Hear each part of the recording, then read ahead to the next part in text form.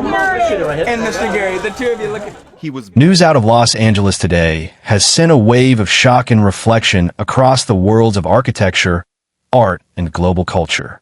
Frank Gehry, the visionary behind some of the most recognizable buildings of the modern era, has died at the age of 96.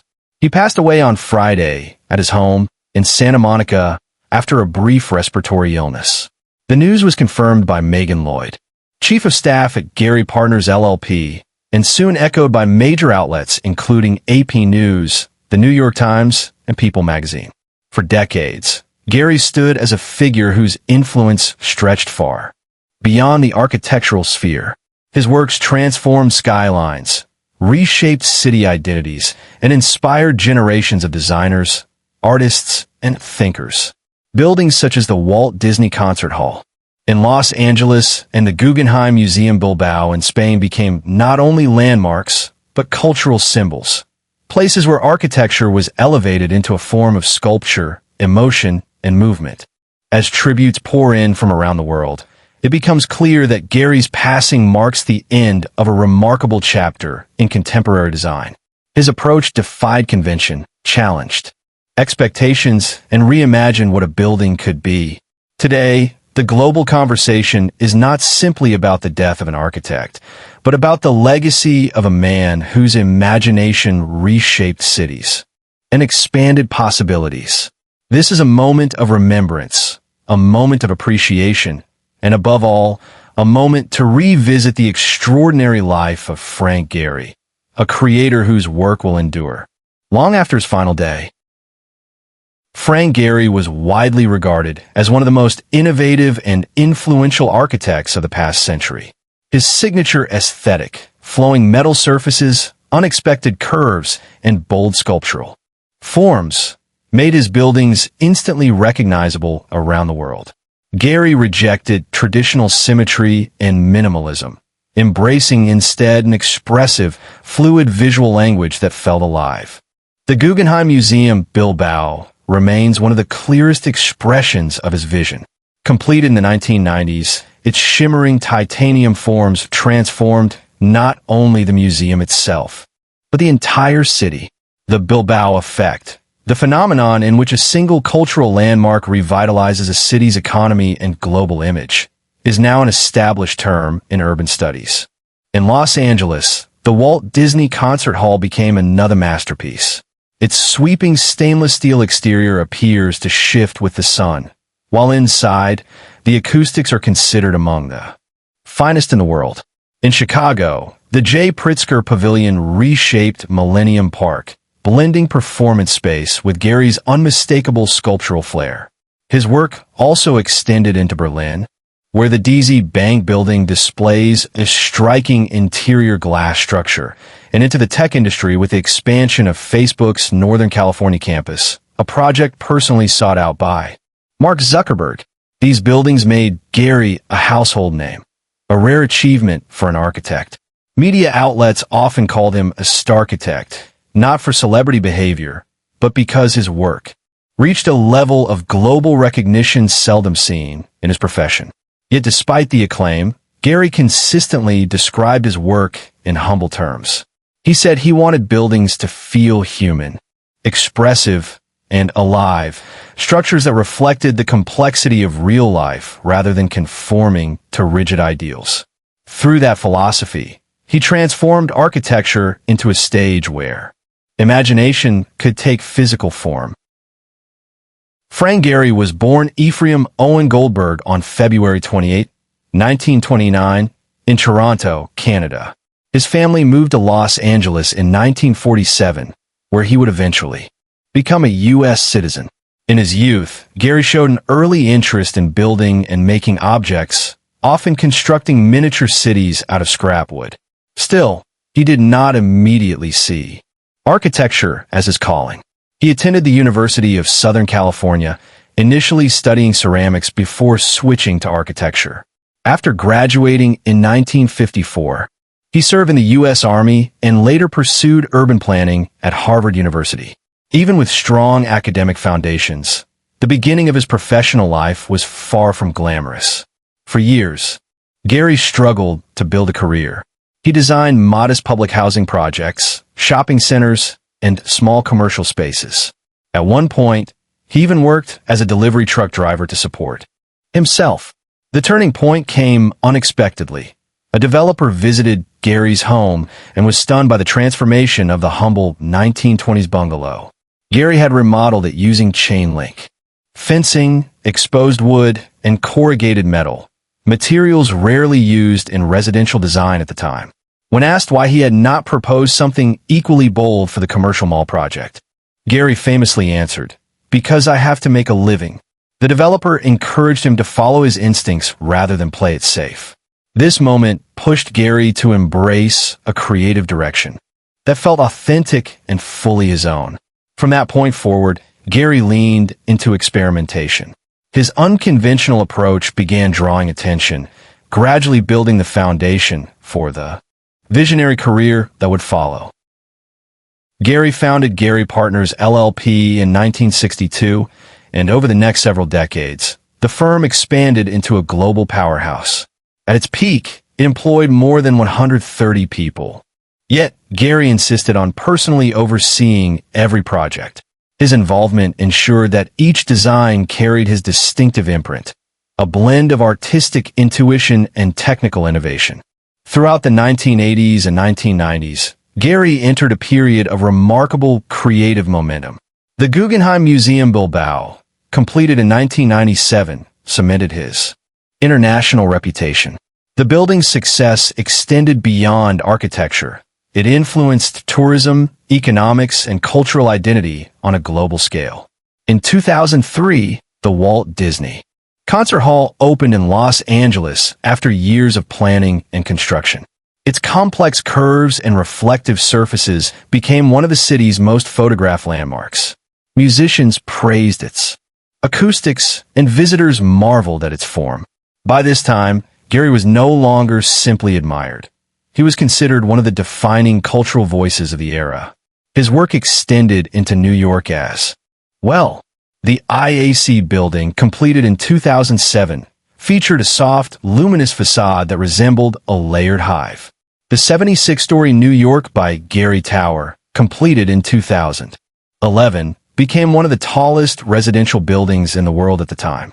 Gehry also taught at institutions such as the University of Southern California, Yale University, and Columbia University, reinforcing his belief in nurturing new generations of architects. By the late 2000s, media and critics alike referred to Gehry as the most important architect of his age. In 2010, Vanity Fair described him with exactly those words.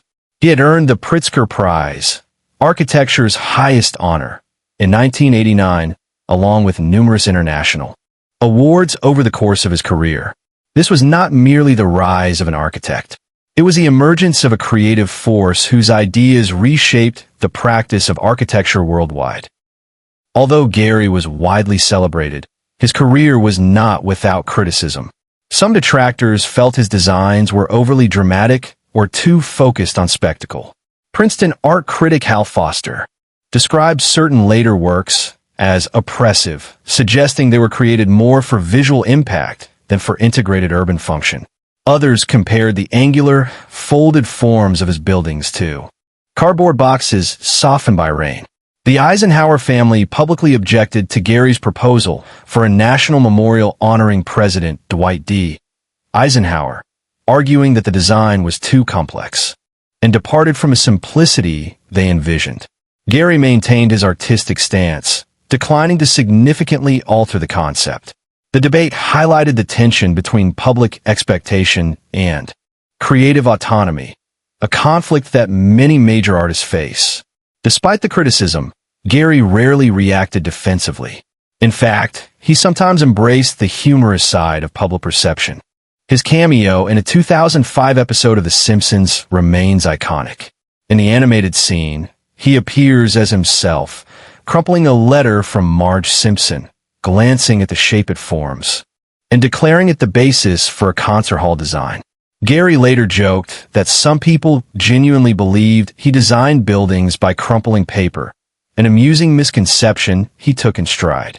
These controversies did not diminish his standing. Instead, they added complexity to his public identity. His work sparked discussion, debate, and reflection, clear signs of an artist whose ideas challenged convention and encouraged dialogue. Even well into his 90s, Gehry remained active. He continued to guide major projects, teach, and mentor younger architects. His commitment to design never waned. Colleagues often remarked that he still approached each new challenge with a sense of curiosity and discovery. One of the most significant projects linked to his later life is the Guggenheim Museum in Abu Dhabi. First proposed in 2006, the massive 30,000 square foot structure endured years of delays and intermittent construction. It is now expected to finally open in 2026. When completed, it will be the largest Guggenheim in the world, a final testament to Gehry's scale, ambition, and enduring influence. Beyond architecture, Gehry contributed to academia, returning to the University of Southern California in 2011 as a professor. He also taught at Yale and Columbia, shaping young minds and expanding his impact far beyond the buildings he designed. His personal life was marked by both joy and sorrow. Gehry is survived by his wife, Berta, his daughter, Brina, and his sons, Alejandro and Samuel. His daughter, Leslie, passed away from cancer in 2008, a loss he rarely discussed publicly. Despite global acclaim, Gehry often expressed surprise at the trajectory of his career. In past interviews, he described himself as shy and admitted that he never fully expected to reach the level of recognition he ultimately achieved. His humility contrasted sharply with the boldness of his work, revealing a private man behind a public genius. In many ways, his final years were a continuation of the journey he had always followed, exploring form, embracing challenge, and imagining new ways for architecture to speak to the world. Frank Gehry passed away on Friday in his Santa Monica home after a brief respiratory illness. The announcement came from his longtime chief of staff, Megan Lloyd, who shared the news with the press. Reports confirmed only the essential details, that he died peacefully, that the illness was short, and that he was at home at the time of his passing. No additional personal details were released, and out of respect for privacy, the family has not provided further information. What is clear, however, is that Gehry continued to work, teach, and stay involved in major projects well into his final years. His dedication to architecture remained unchanged, even as he approached the end of his life. In the hours following the announcement, tributes began appearing from architects, cultural leaders, artists, and institutions across the globe. Many expressed admiration for the way he transformed cities and inspired generations.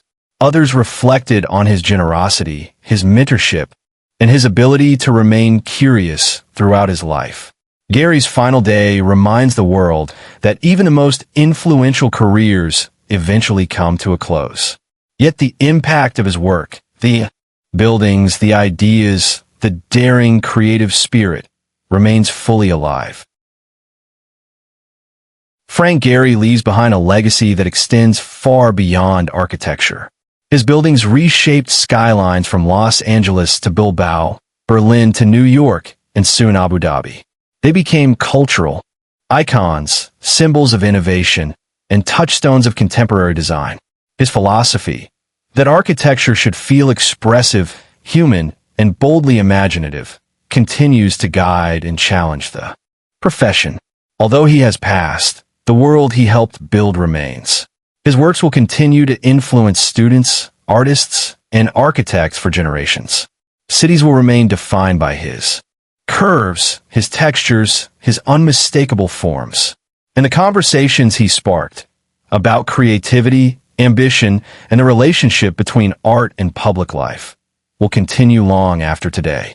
Frank Gehry's story is one of persistence, reinvention, and unbounded imagination.